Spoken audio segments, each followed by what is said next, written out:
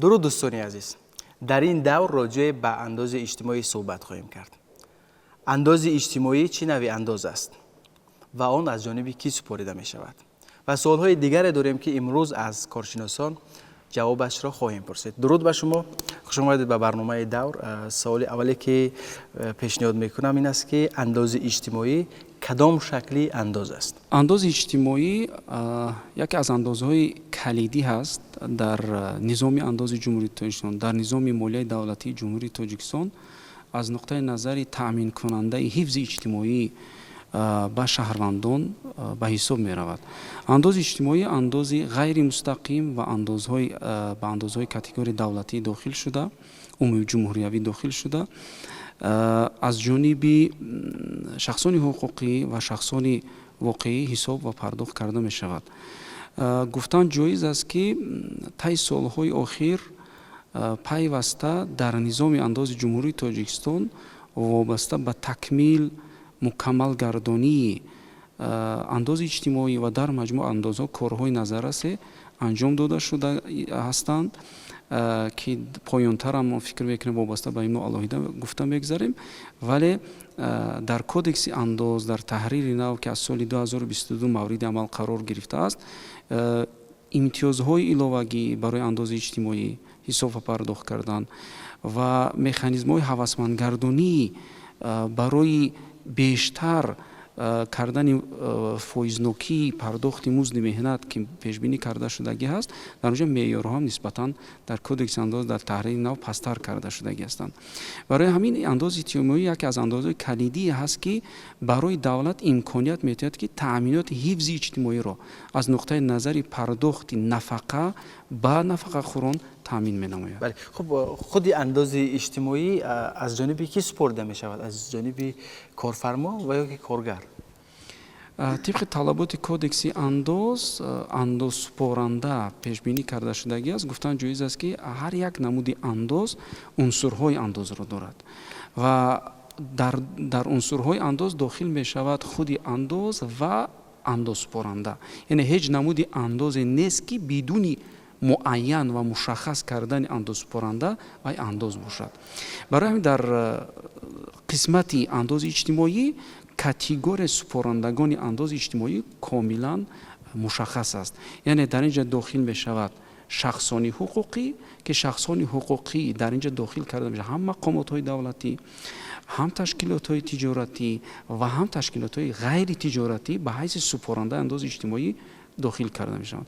این چونین به حیث سپارنده انداز اجتماعی شخصان واقعی را که به حیث سقورته شدگان به حساب می روند، اونها هم سپارنده انداز اجتماعی به حساب می روند. یعنی هم شخصی حقوقی و هم شخصی واقعی سپارنده انداز اجتماعی به حساب می روند. خب انداز اجتماعی چگونه معیارها دارد و کیها از سپریدن انداز اجتماعی آزادند؟ طبق طلبات کودکس انداز جمهوری تاجیکستان برای کارفرمایان یعنی که سقورته کنندگان معیار انداز 20% است.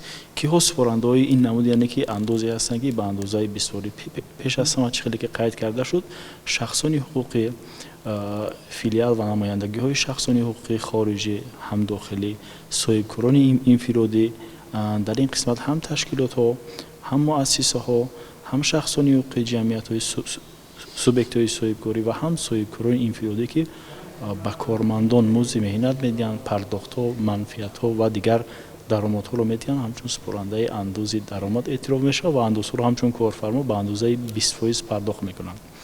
و این معیاری انداز برای مؤسسه های بودجتی به اندازه 25% مقرر کرده شده است. قید کردن ضرور است که قبلا یعنی که تا قبول کودکس انداز در تحریر نو برای کارفرمایان یعنی که برای صاحبکاران هم یعنی که آن نفرایی که مؤسسه های غیر بودجتی از جمله سوبیکت های صاحبکاری معیار انداز 25% بود.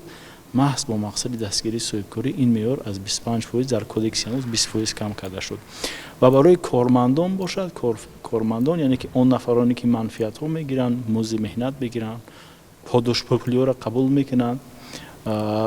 برای مؤسسه های بودجتی آن نفرانی که در مؤسسه های بودجتی کار و فعالیت میکنن معیار انداز 1% است از درآمد عمومی آنها. برای مؤسسه‌های غیر بودجتی از جمله سوبیکت‌های صاحبکاری آن نفرانی که برای سوبیکت‌های صاحبکاری کار میکنند مهنتی که انجام میدن معیار انداز به اندازه 2% مقرر شده است. 2% مقرر شده است و پیش از همه 2% مقرر شدن معیار این نمودی انداز محض با مقصد گرفتن نفقه شایسته پیش بینی شده است. خب وابسته به قسمت آزادتونی ها از پرداخت انداز از انداز اجتماعی قید کردن ضرور است که آن امتیازهایی که وابسته به انداز درآمد شخص از پرداخت اندازی در درآمد آزاد است محض وابسته به همان امتیازها از پرداخت انداز اجتماعی هم آزادتونی از پرداخت انداز اجتماعی پیش بینی کرده شدگی است. خب عموما مقامات قدرتی از انداز اجتماعی نمیسپارند. از پرداخت انداز اجتماعی آزاد هستند. اینها در قسمت انداز اجتماعی است. جبران خرجات سفر خدمتی که از جانب کارفرما پرداخت شده است و مبلغ‌های الیمنت آن نفرایی که الیمنت پرداخت میکنند در برابر این مبلغ‌هایی که در شکل کمک بشردوستانه و کمک احسانکاری به شخصان واقعی پرداخت کرده شده است و دیگر این امتیازها هستند که همچنین جایزه ها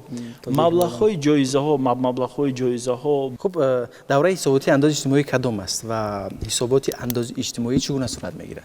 مهلت پیشنهاد حسابات یا اینکه اعلامیه انداز اجتماعی ماه مقرر شده است و تنها در اینجا استثناء است برای خودجگاه دهقانی که اونا در یک سال 2 مرتبه اعلامیه انداز برای انداز اجتماعی رو پرداخت میکنن و چطوری که بالاتر قید شد معیار انداز اجتماعی هم برای سهامدارای خودجگاه دهقانی فرق میکند و همچنین صاحبکارانی که در اساس پتنت یا شهادتنامه با شرط‌های مخصوص فعالیت میکنن اونها از پیشنهاد اعلامیه انداز اجتماعی هرچند که اونا مبلغ انداز اجتماعی رو پرداخت میکنن از پیشنهاد اعلامیه انداز اجتماعی آزادند و اعلامیه انداز اجتماعی شروع از 1 ژانویه سال 2022 همچون اعلامیه یگانه انداز درآمد و انداز اجتماعی پیشنهاد کرده شد همچون از 1 ژانویه سال 2022 این جانب اعلامیه یگانه انداز درآمد و انداز اجتماعی جاری کرده شد که اندازه‌پرندگان وابسته به نمود فعالیت خود همچون کارفرما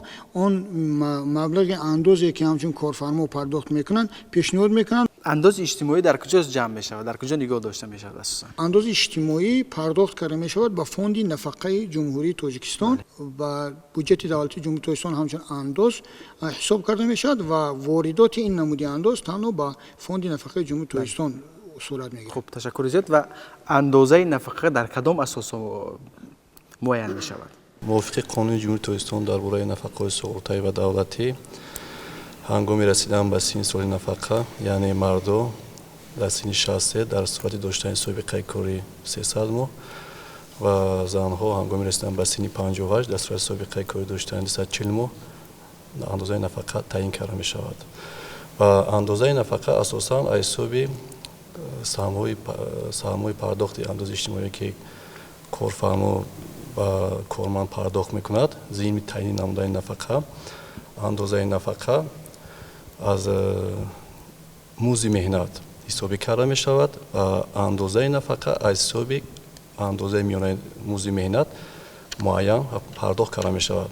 یعنی هنگامی تعیین نموده نفقه به شهروندان نفقه خوران در عموم هم موزی مهنت هم دوره فعالیت مهنتی یعنی سابقه کارشان پورا به نوبت گرفته می شود. خب عین حال تعیینات نفقه شهروندان چگونه است؟ شهروندان ضمن سن سالشان به سن نهایی نفقه رسیدن یعنی 63 مرد و 58 زنها آنها میتوانند به زیرساختارهای اگنتی یعنی به ریاست‌های اگنتی سقوط نفقه در ولایت‌ها و شهرنامه‌ها مراجعت نمایند. ترتیب مراجعتی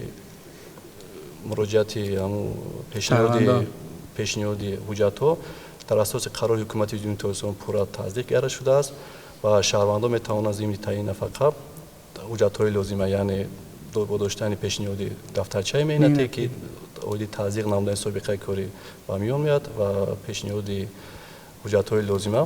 خب با چه حجت‌ها؟ حجت‌های اولین درجه که شهروند میتواند با اول دفترچه مهنتی با تصدیق سابقه کاری و شناسنامه. با مقصد تامین عملسازی سریع فرمان پرزیدنت جمهوری تاجیکستان از 9 ژانویه سال 2023 تحت رقم 671 و قرار حکومت جمهوری تاجیکستان از 13 ژانویه سال 2024 تحت رقم 5 از جانب اگنتی دستورالعمل اوید ایندکساسیا نموده اندازه نفقه گیران تهیه گردیده است که برای معین نموده اندازه نفقه گیران برای کاربر نمودن اندازه نفقه گیران با زیرساختارهای اگنتی یعنی در ولایت‌ها شهرنامه‌ها ирсол карда шудааст ва мувофиқи қарори ҳукумати ҷумҳурии тоҷикистон нафақагироне ки мувофиқи қонуни ҷумҳурии тоҷикистон дар бораи таъмини нафақаи шаҳрвандони ҷумҳурии тоҷикистон ва мувофиқи қонуни ҷумҳурии тоҷикистон дар бораи нафақаҳои суғуртавӣ ва давлатӣ айни ҳол таъин ва пардохт гардидан мавриди индексатсия яъне мавриди зиёдшавӣ қарор гирифта мешаванд ва айни ҳол дар иҷроиши фармони президенти ҷумҳурии тоҷикистон дар вилоятҳо мавриди корбарӣ қарор рафта истодааст ва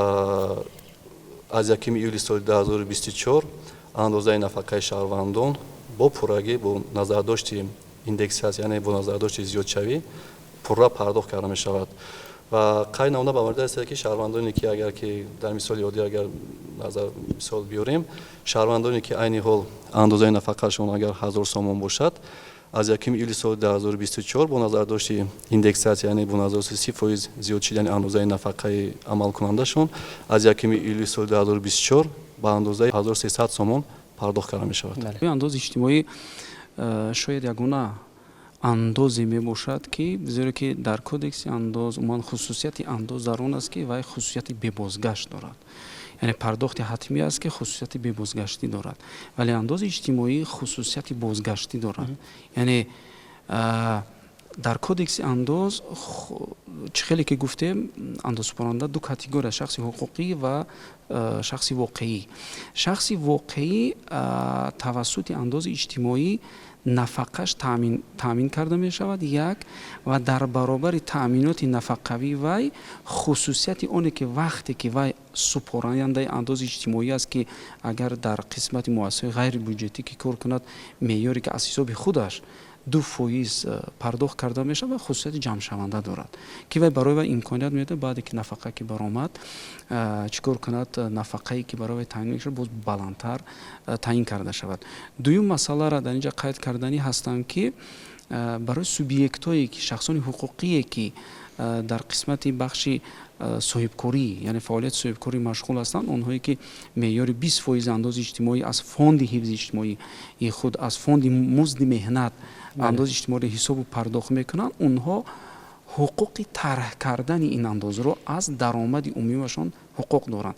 Яъне ин андоз хусусияти бисёр муҳим ва калидӣ дорад ки таъсироташ нисбат ба бахши хусусӣ таъсироташ вазнину гаронӣ нест, зеро ки ин андоз бо меъёри 20% аз ҳисоби фонди музди меҳнати кормандон аз ҷониби шахси ҳуқуқӣ пардохт карда мешавад ва шахси ҳуқуқӣ дар бахши соҳибкорӣ фаъолияткунанда ҳуқуқ дорад ки ҳамун маблағи ҳаҷми умумие ки ба ҳайث сифати андози иҷтимоӣ ба бюҷет ба фонди ҳифзи иҷтимоӣ ҳисобу пардохт кардагӣ ҳаст, онро аз даромади умумии худ бо мақсади андоз аз даромади шахсони ҳуқуқӣ тарк кунад. Яъне вақте ки аз фоидаи худаш андоз месупорад, аввал анамин маблағҳои андози иҷтимоӣ тарк карда мешаванд.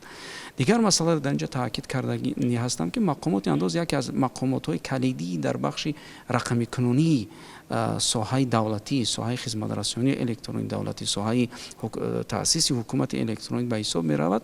имрӯз ки мо дар маҷмӯъ бештар аз 43 шаклҳои хизматрасонии андозсупории электронӣ дорем ва яке аз чунин хизматрасониҳо ин пешниҳод кардани эъломаи электронии андози иҷтимоӣ ҳаст.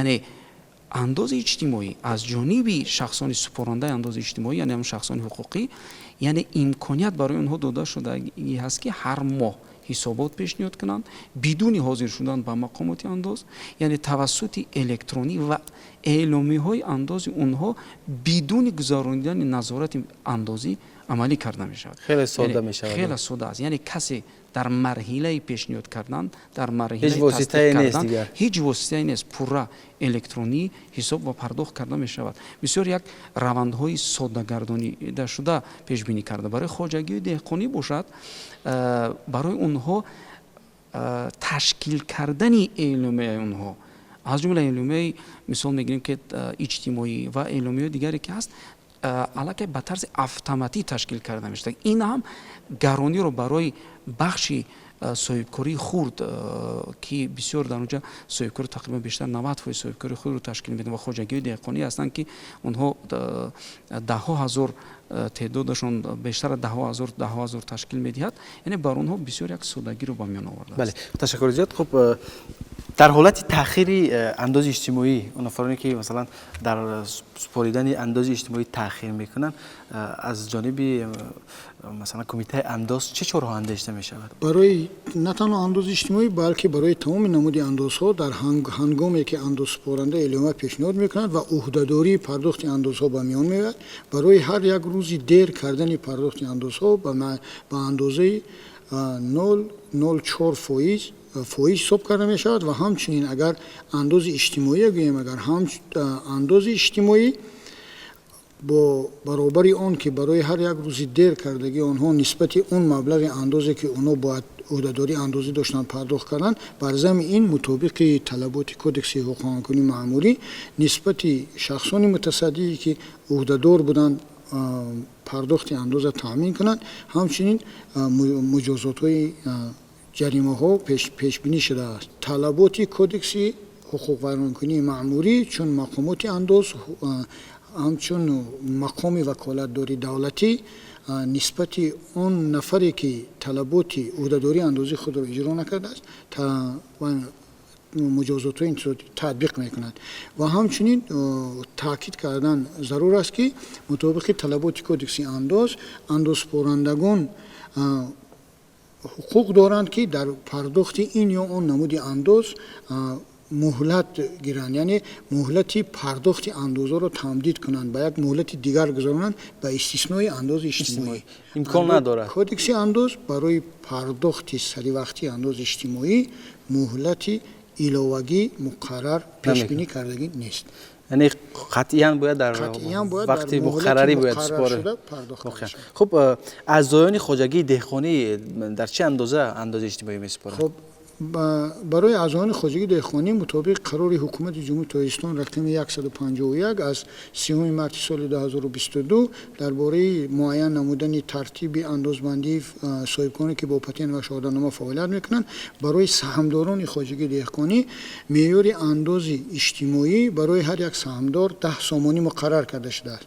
این برای آن خواجگی دهقانی که در زمین‌های للمی فعالیت میکنند، به آب زمین‌های للمی فعالیت میکنند، برای اونا برای هر یک سهامدار برای 7 ماه پرداخت میکنند، یعنی در یک سال 70 سامانی و برای اون خواجگی دهقانی اون سهامدار خواجگی دهقانی که در زمینه آبی فعالیت دارند برای اونا 12 ماه برای هر یک سهامدار باید انداز اجتماعی حساب پرداخت میکنند و همچنین خودی همین قرار مقرر کرده است که با مقصدی من بعد تامین کردن انداز اجتماعی سهامدارای خواجگی دهقانی می توانند که انداز اجتماعی رو بیشتر پرداخت کنند با مقصد اون که من بعد هنگام حساب کردن این با خواهش خودی سپارنده ها می شود. با خواهش خودی سهامدارای خواجگی دهقانی اگر با مقصد اون که من بعد خیلی که بالاتر گفتن هنگام نفقهشون بیشتر شود، نفقهشون بیشتر شدن، اونها می توانند که آزاد است پرداخت کنند. آزاد است. بله. لیکن حتمی باید برای هر یک سهامدار 10 سامانی پرداخت کنند. خب تشکر جد. و شهروندان خارجی هم انداز اجتماعی میسپارند؟ کدکس انداز جمهوری تاجیکستان نسبت به شهروندان خارجی در هر مورد مکانیزم‌های گوناگون را پیش بینی کرده است. و برای مثال برای شخصان واقعی مکانیزم رزیدنت و غیر رزیدنت مقرر شده است. وقتی که شهروند خارجی در جمهوری تاجیکستان در مدت تا 182 روز فعالیت کردن و همچون غیر رزیدنت اعتراف کرده می شود در اساس مقررات کدکس انداز و در این مدت اون همچون سپارنده انداز اجتماعی اعتراف کرده نمی شود. بعد از 183 روز 84 باقی مانده باشد و همچون سپارنده انداز اجتماعی اعتراف کرده می شود و در حالتی به کار مشغول شدن. بله، در صورت که فعالیت مهنتی و گرفتن درآمد از منبع‌های جمهوری تاجیکستان و نسبت به شهروندان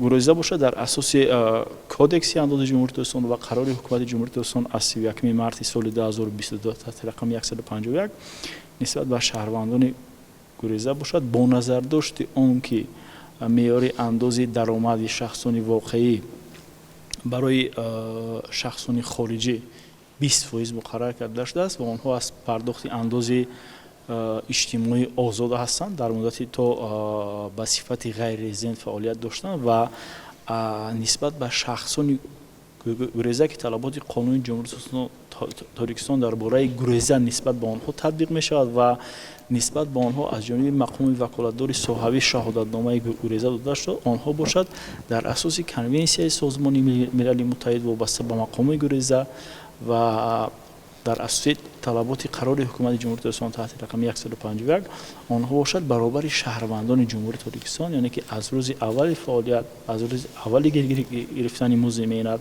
ва аз рӯзи аввали фаъолияти соҳибкорӣ кардан ба сифати соҳибкори инфиродӣ тибқи патенти соҳибкорӣ фаъолият карда ва шаҳодатнома бо шартҳои махсус онҳо баробар ба шаҳрвандои ҷумҳурии Тоҷикистон андози иҷтимоиро пардохт мекунанд.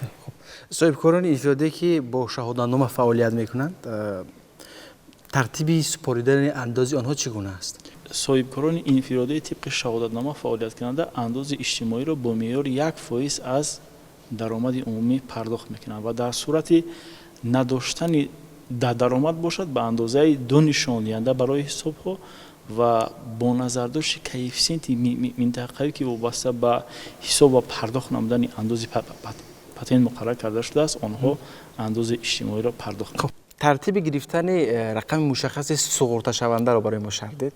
Шаҳрвандон чӣ гуна рақами суғуртавии худро бигиранд? гирифтани рақами мушаххаси суғуртакунанда аз ҷониби мақоми ваколатдор агентии суғуртаи иҷтимоӣ ва нафақаи назди ҳукумати ҷумҳурии Тоҷикистон дода мешавад. дар ҳолати муроҷиат намудани шаҳрванд барои ба кор қабул кардани ин ва он кор дар кадом манбае ки набошад муроҷиат менамояд аз ҷониби агентии суғуртаи иҷтимоӣ нафақаи назди ҳукумати ҷумҳурии Тоҷикистон дар асоси пур кардани аризаи шаҳрванд дар муҳлати 1 рӯз бо тариқи ройгон ба шаҳрванд дастрас карда мешавад. ташаккури зиёд. Хуб, сипос ки имрӯз ба барнома ташриф овардед ва воқеан андешаҳои худро роҷеи ба андози иҷтимоӣ шаҳр додед ва мутмаинам ки андешаҳои шумо барои ҷомеа, барои онҳое ки ин барномаро диданд муфид буд ва онҳо барои худ маълумоти мушаххас гирифтанд. дӯстони азиз, ҳамин ҷо ба интиҳои барномаи дав расидем. ёдовар мешавем ки мо дар ин барнома мафҳуми андози иҷтимоиро шаҳр додем ва дар бораи андози иҷтимоӣ маълумоти мукаммал барои шумо додем. То дидори дигар, сарбаланду фирӯз бошед. Хайр.